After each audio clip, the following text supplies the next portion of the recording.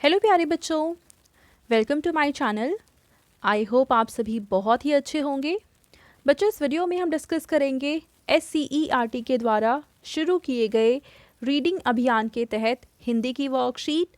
और आज हम डिस्कस करने वाले हैं वर्कशीट नंबर 7, जो कि 24 जनवरी 2022 की वर्कशीट है। और ये वर्कशीट है क्लास 4 के लिए। और आज का विषय यानी थीम है मानवता। तो बच्चों, सबसे पहले आप यहाँ अपना नाम लिखेंगे और यहाँ आप अपनी टीचर का नाम लिखेंगे। और इस वर्कशीट को शुरू करने के पहले आप इस वीडियो को ज़रूर लाइक करें। आप चाहें तो अपने फ्रेंड्स के साथ भी शेयर कर सकते हैं और इस चैनल को भी सब्सक्राइब कर लें, जिससे आगे आने वाली सभी वीडियोज़ आपको बहुत ही आसानी के साथ मिल सकें। तो चलिए इस वर्कशीट को हम शुरू करते हैं। नमस्ते प्यारे बच्चों, आशा करते हैं कि आप सभी स्वस्थ और खुश होंगे। आइए बच्चों, कहानियों का सिलसिला आगे बढ़ाते हुए नीचे दी गई चित्रात्मक कहानी को ध्यान से देखते हैं और चित्रों की मदद से उसे पूरा करते हैं। तो नीचे एक कहानी दे रखी है और कहानी के साथ साथ हमें चित्र भी दे रखे हैं। तो चलिए इस कहानी को हम पढ़ते हैं। महेश के पास एक गधा और एक घोड़ा था। महेश ने एक दिन डैश की पीठ पर सामान की भारी पोटली लाद दी। तो देखिए यहाँ पे है एक गधा, यानी कि हम यहाँ पे लिखेंगे गधे। गधे की पीठ पर सामान की भारी पोटली लाद दी, परंतु उसने घोड़े की पीठ पर कुछ नहीं और डैश और बाजार की ओर निकल पड़ा, यानी कि घोड़े की पीठ पर कुछ नहीं रखा। ठीक है बच्चों, अब इसके बाद आगे क्या होता है, चलिए देखते हैं। रास्ते में गधे ने घोड़े को कहा, भाई मेरी पीठ पर बहुत भारी सामान है। क्या है बच्चों? सामान है। बहुत भारी सामान या पोटली भी आप लिख सकते हैं, है। क्या तुम मेरी थोड़ी मदद कर सकते हो? तो आप यहाँ पे लिखेंगे कि घोड़े ने मना कर दिया। कुछ दूर चलने के बाद गधा बोझ से नीचे गिर गया। महेश ने उसे उठाया और उसकी, यहाँ पे आप क्या लिखेंगे? पोटली। उसकी पोटली से, सॉरी उसकी पोटली नहीं लिखेंगे, आप लिखेंगे उसकी पीठ। यहाँ पे आप क्या लिखेंगे? उसकी पीठ से बोझ हटाकर घोड़े की पीठ पर लाद दिया।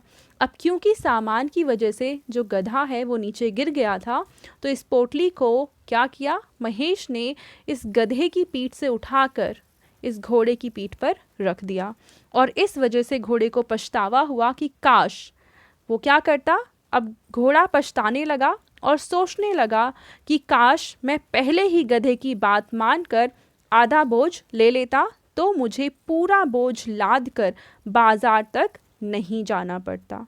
ठीक है बच्चों, अब आगे देखिए। तो बच्चों, कहानी कैसी लगी? मुझे उम्मीद है कि कहानी आपको बहुत पसंद आई होगी। आइए इस कहानी को शीर्षक देकर अपने शब्दों में लिखते हैं और परिवार के सभी सदस्यों को पढ़कर सुनाते हैं। तो इस कहानी के लिए कोई एक टॉपिक यानी शीर्षक आपको सोचना है और इस कहानी को अपने शब्दों में लिखना है। ठीक है, और फिर जब आप कहानी लिख लेंगे तो उस कहानी को आप अपने पेरेंट्स को, अपने परिवार के दूसरे सदस्यों को पढ़कर ज़रूर सुनाएंगे। ठीक है, तो चलिए इस कहानी को अपने शब्दों में हम लिख लेते हैं, पर इसका जो शीर्षक है वो इसका शीर्षक आप मुझे कमेंट सेक्शन में लिखकर फिर बताएंगे। ठीक है, तो बच्चों कहानी को आप कुछ ऐसे लिख सकते हैं कि महेश के पास एक गधा और एक घोड़ा था। एक दिन महेश ने, एक दिन हम यहाँ पे हमेशा की जगह आएगा महेश। ठीक है, महेश ने गधे की पीठ पर भारी सामान लाद दिया। गधे ने घोड़े से मदद मांगी, पर उसने उसकी मदद नहीं की। रास्ते में गधा बोझ के कारण गिर गया। महेश ने बोझ घोड़े की पीठ पर लाद दिया। घोड़े को अपनी गलती का पछतावा हुआ। ठीक है बच्चों, तो इस तरीके से कहानी को आप अपने शब्दों में लिख सकते हैं।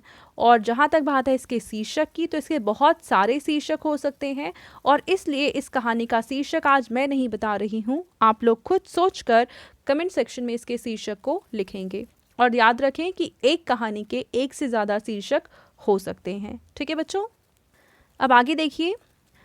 जानवर हमारा बोझ ढोते हैं और रोज़ की दिनचर्या में हमारी मदद करते हैं। आइए बोझा ढोकर हमारी मदद करने वाले किन्हीं 2 जानवरों के चित्र बनाइए और उनके बारे में 2 पंक्तियाँ लिखिए। तो बच्चों जो जो जानवर बोझा ढोते हैं जैसे कि गधा है, घोड़ा है, हाथी है, ऊँट है, तो इनमें से आप किन्हीं भी 2 जानवरों का चित्र बनाएंगे और उनके बारे में 2-2 पंक्तियाँ लिखनी है कि मतलब उनका नाम क्या है, वो कैसे दिखते हैं, वो कैसे सामान ढोते हैं, कहाँ रहते हैं, ये सब चीज़ें आप उनके बारे में लिख देंगे। ठीक है। अब आपके पेरेंट्स के लिए सुझाव है कि बच्चों को बताइए कि लगातार पढ़ने की आदत से हमारी एकाग्रता में सुधार आता है, यानी हमारा फोकस अच्छा बनता है। तो बच्चों ये थी आज की हमारी हिंदी की वर्कशीट एंड आई होप आप सभी को ये वर्कशीट बहुत ही अच्छे से समझ में आई होगी। और अगर आपको ये वीडियो पसंद आई है तो इसको ज़रूर लाइक करें, अपने फ्रेंड्स के साथ भी शेयर करें और इस चैनल को सब्सक्राइब करना बिल्कुल ना भूलें। Thank you.